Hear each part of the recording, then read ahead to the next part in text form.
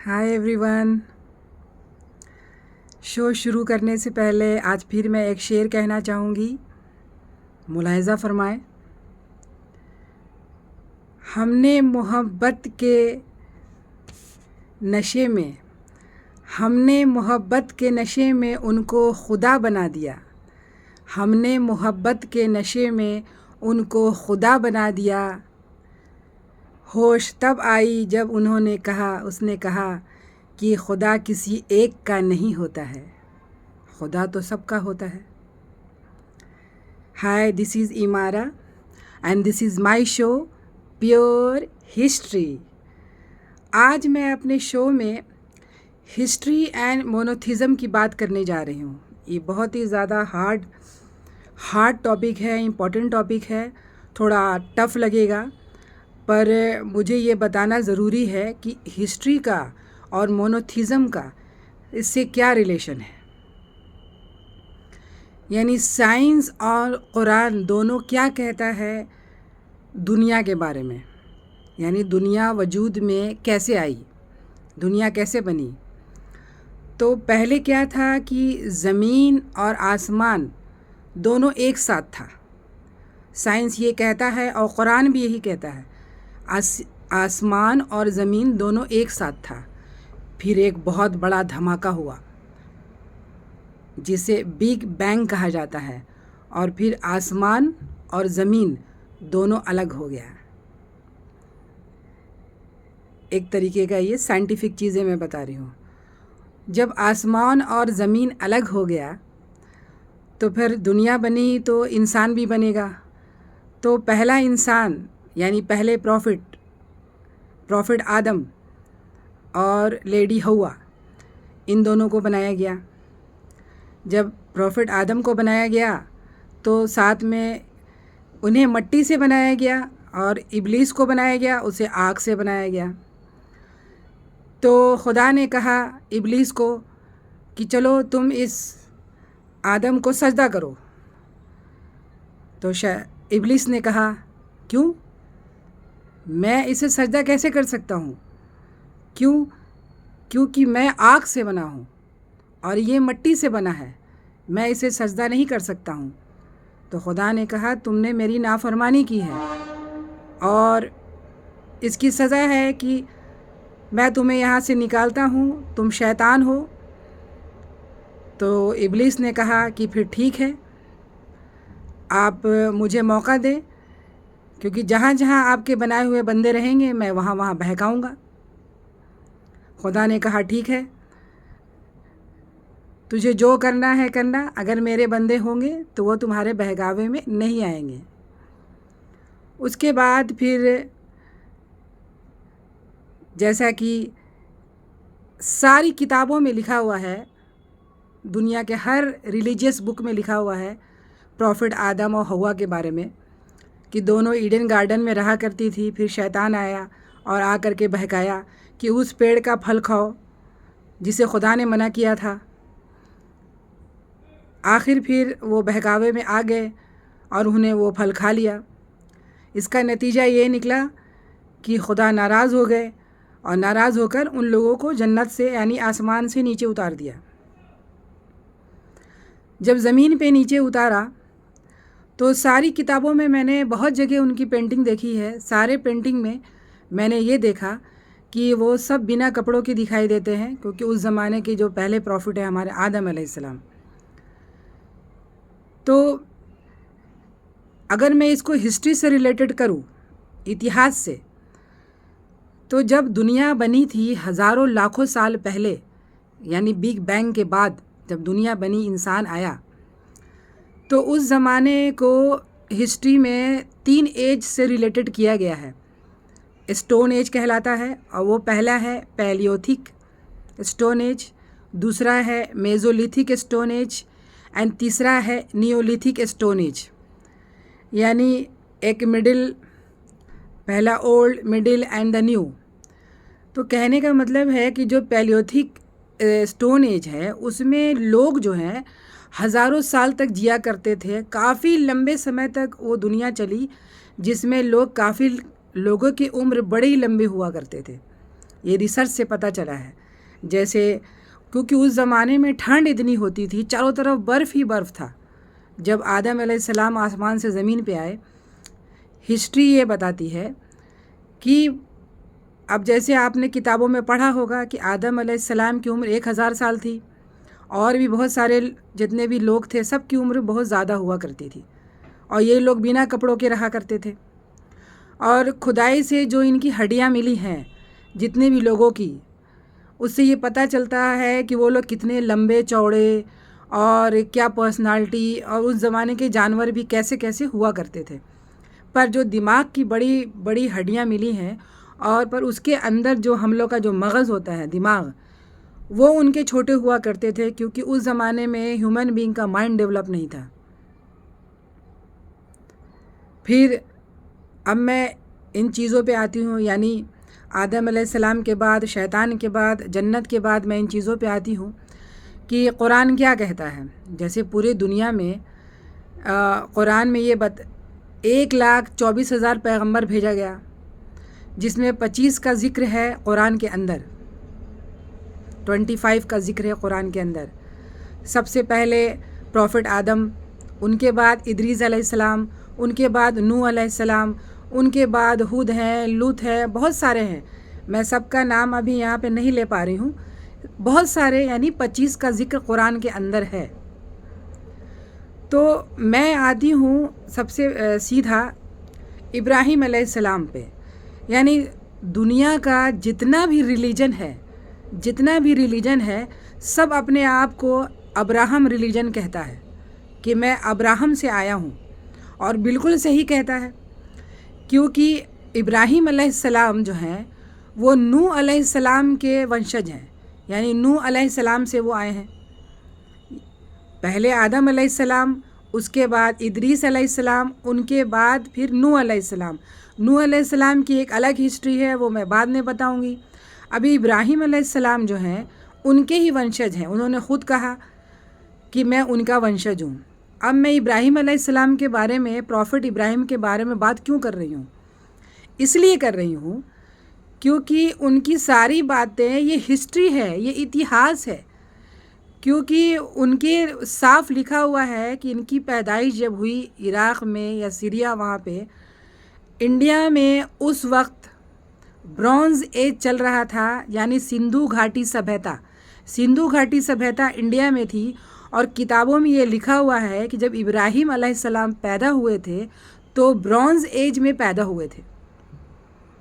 तो यानी ये तो हिस्ट्री है, ब्रॉन्ज़ एज में पैदा हुए थे।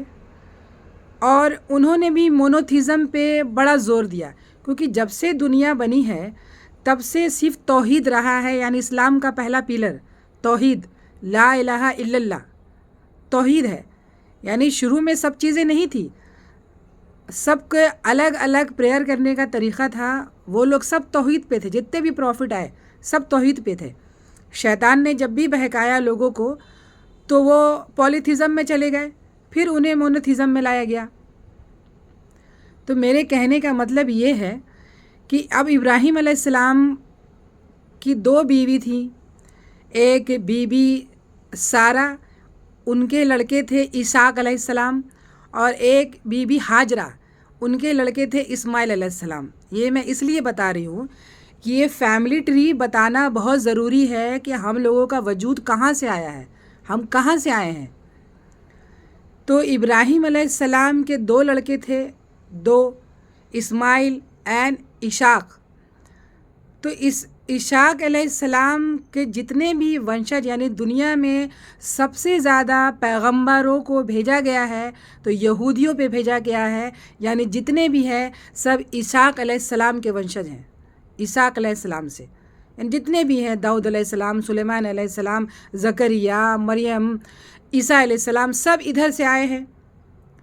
और जो इस्माइल अलैहिस्सलाम हैं, इनसे बहुत सारे कबीले निकले, जैसे हाशमी कबीला, कुरैश का कबीला, चीज़ें बहुत सारे निकले। तो इन्हीं में से निकले प्रॉफिट मोहम्मद सल्लल्लाहु अलैहि वसल्लम के डिसेंडेंट, यानी कुरैश और हाशमी ख़ानदान के थे ये। इनके दादा अबू मुतालिब ये थे, ये इसी फैमिली से आते हैं। और ये सब पॉलीथिज़म में थे, यानी बहुईश्वरवाद में सब जा चुके थे। तभी हमारे प्रॉफिट का जन्म हुआ, ये भी एक हिस्ट्री है। हिस्ट्री ऐसा है कि जब दुनिया का पहला कैलेंडर बना, कैलेंडर ग्रिगोरियन कैलेंडर कहा जाता है, क्योंकि इससे पहले कैलेंडर नहीं हुआ करता था। लोग को समय और चीज़ें देखने का एक अलग मेथड था, ये अलग टॉपिक है। तो जब कैलेंडर बना और ईसा अलैहिस्सलाम जिस दिन पैदा हुए उसी से शुरुआत हुई एडी यानी ईसा अलैहिस्सलाम का, और उनसे पहले जो चीज़ें गुजरी हैं उसे कहा गया बीसी, यानी एडी और बीसी, बिफोर क्राइस्ट और आफ्टर डेथ। आज के ज़माने में इसे common era and before common era कहा जाने लगा है। तो कहने का मतलब है कि प्रॉफिट मोहम्मद सल्लल्लाहु अलैहि वसल्लम भी जो पैदा हुए, ये भी एक हिस्ट्री है। यानी लोग कहते हैं 12 रबीउल अव्वल, पर ये पैदा हुए हिस्ट्री के हिसाब से 570 एडी में, यानी 6th सेंचुरी में ये पैदा हुए। और जितने भी पैगंबर इस तरह पैदा हुए इसहाक अलैहिस्सलाम से, ये सब सारे यहूदियों में गए। और ईसा अलैहिस्सलाम, अभी मैं इन चीज़ों को इसलिए बता रही हूँ कि ये हमारा फैमिली ट्री है, कि अगर आप अपने आप को मुस्लिम कहते हो तो आप कहाँ से आए हो, या आप कोई भी रिलीजन कहते हो तो आप कहाँ से आए हो। तो इसीलिए मैं बता रही हूँ कि जो अब्राहम रिलीजन है, अब्राहम रिलीजन, ये सब सेमेटिक रिलीजन है। इसी में जब जब शैतान ने बहकाया, यानी सबसे पहले शैतान ने शुरू किया कि सब लोग तो पहले सारे तौहीद पे रहते थे, यानी सिर्फ ईश्वर एक है, दूसरा नहीं है, नहीं है, बिल्कुल नहीं है सब। तो शैतान ने सोचा कि क्या किया जाए, तो उन्होंने कहा कि भाई ये तुम्हारे एंसेस्टर मर गए हैं, उनको तुम भूल कैसे गए हो, उनको याद करो, उनकी याद में पेंटिंग बनाओ, चीज़ें बनाओ, और फिर उनकी पूजा शुरू हो गई। यानी पहली लोग जब आदम अलैहिस्सलाम के बहकाने के बाद, जो शैतान ने वहाँ बहकाया, उसके बाद फिर यहाँ बहकाया, तो लोगों ने सबसे पहले पेंटिंग की पूजा शुरू की। और ये शुरू करने के बाद फिर धीरे धीरे धीरे सब लोगों के वजूद में आने लगे। इतने सारे पैगंबर आए, सब ने यही बोला मोनोथिज़म, मोनोथिज़म, एक ईश्वरवाद। यानी जितने भी आए सब ने यही कहा। मूसा अलैहिस्सलाम कितना मेहनत किया उन्होंने लोगों को बताने के लिए ईश्वर के बारे में, चीज़ों के बारे में। और आप ध्यान रखें कि मूसा अलैहिस्सलाम और भगवान कृष्ण दोनों की हिस्ट्री एकदम सेम है, बिल्कुल सेम है। यानी आप पढ़ोगे तो पूरी की पूरी स्टोरी सेम है। ये सब एक ईश्वरवाद की बातें करने आए, और फिर लोगों ने, शैतान ने बहका के इनको ही ईश्वर बना डाला। फिर लास्ट में जब प्रॉफिट आए, हमारे प्रॉफिट मोहम्मद सल्लल्लाहु अलैहि वसल्लम, तो इन्होंने बताया भी मोनोथिज़म के बारे में, और इन्होंने सारी किताबों का निचोड़ बताया कि जितने भी पहले आए थे पैगंबर और जितनी भी हिस्ट्री की जो बातें हैं उन्होंने सबका निचोड़ बताया। तब इससे पहले नमाज नहीं था। नमाज आया जब वो मेराज पे गए और वहाँ से नमाज ले कर के आए। लोग कहते हैं कि इस्लाम तो शुरू से है, नमाज तो शुरू से है। तो मैं आपको बता दूं कि इस्लाम का जो प्रॉफिट के आने के बाद 5 पिलर है हमारा। यानी सबसे पहला क्या है? तौहीद। दूसरा क्या है? नमाज। तीसरा क्या है? ज़कात। चौथा क्या है? हज। ज़कात के बाद रोज़ा, नमाज, हज, ज़कात, तौहीद, 5। तो कहने का मतलब है कि जब पहले जितने भी प्रॉफिट थे वो सब तौहीद पे थे, यानी ला इलाहा इल्लल्लाह। फिर प्रॉफिट, लास्ट प्रॉफिट के आने के बाद हुआ ला इलाहा इल्लल्लाह मुहम्मदुर रसूलुल्लाह। उसके बाद आई पहला अज़ान। किसने दिया ये भी आपको पता होगा, हज़रत बिलाल ने काबे पे जाके पहला अज़ान दिया। तो ये मैं हिस्ट्री से इसलिए रिलेटेड कर रही हूँ क्योंकि आजकल या ज़माने में एक कार्बन रेटिंग होती है, एक तरह का खोज है जिससे ये पता चल जाता है कौन सी चीज़ें कब की है, कब बनी है और कैसे हुआ है। तो ये सब जो है इतिहास है, हिस्ट्री से रिलेटेड है। कि आप बोलेंगे कि अरे वो रोज़ा माफ़ कराने गए तो नमाज लेके चले आए।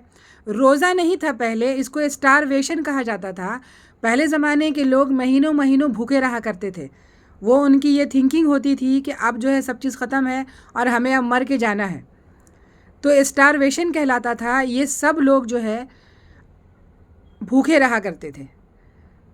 फिर ये आए, इन्होंने, हमारे लास्ट पैगंबर है, इन्होंने कहा कि नहीं, महीने साल में 1 महीना रोज़ा रखना है, या फिर बहुत सारी चीज़ें हैं इन्होंने बताया।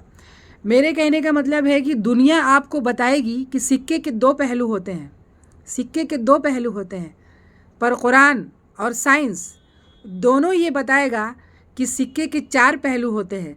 कभी सिक्के को खड़ा करके या रख के आप देखें कि उसके 4 पहलू होते हैं, और चारों पहलुओं को समझना ये फ़िलॉसफ़ी की बात है कि आप कैसे समझ पाएंगे कि भाई ये दुनिया जब वजूद में आई, लोग कैसे आए, हम कहाँ से आए, कितने प्रॉफिट आए। लोगों ने, सब ने पूरी हिस्ट्री में, इतिहास में ये समझाया, जितने भी बड़े बड़े प्रॉफिट आए उन्होंने यही बताया, मोनोथिज़म। मोनोथिज़म मतलब एक ईश्वरवाद, ईश्वर एक है, दूसरा नहीं है, नहीं है, नहीं है, उसकी कोई प्रतिमा नहीं है, कोई मूर्ति नहीं है, कुछ नहीं है। पूरा वेद मैंने पढ़ा, पूरे वेदों में लिखा हुआ है। वेद भी एक तरह की बहुत बड़ी चीज़ है हिंदुओं का, यानी सनातन धर्म का। हिंदू के बारे में कुछ भी नहीं, सनातन धर्म का वेद बहुत बड़ी चीज़ है, जिसके अंदर ईश्वर के बारे में बहुत बड़ी बड़ी बातें कही गई है कि ईश्वर क्या है।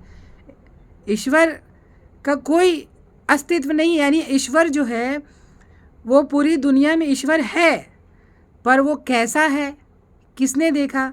तो ईश्वर सिर्फ एक है, एक ईश्वर है, दूसरा नहीं है, नहीं है, नहीं है। मेरी बातों को आप लोग नेगेटिव नहीं लें, हर के मानने का अलग तरीका है। बड़े बड़े लोग आए, जैसे हमने बताया कि भगवान कृष्ण आए, उन्होंने भी बताया ईश्वर के बारे में। आपके भगवान राम आए, इन्होंने भी बताया। तो यानी जो 1,24,000 पैगंबर भेजे गए, ये सब के सब प्रॉफिट में आते हैं, सब के सब प्रॉफिट में आते हैं। इन लोगों ने दुनिया में आके इंसानियत, समाज में जीने का तरीक़ा, कि इंसान को कैसे रहना है, क्या करना है, क्योंकि धीरे धीरे हमारा माइंड डेवलप होने लगा और लोग समझने लगे कि हाँ, ये चीज़ें सही है और ये चीज़ें गलत है। तो इसीलिए मैं बताना चाह रही हूँ कि दुनिया, यानी पहला profit and the last profit, सब ने यही बताया, मोनोथिज़म, मोनोथिज़म, मोनोथिज़म। Thank you.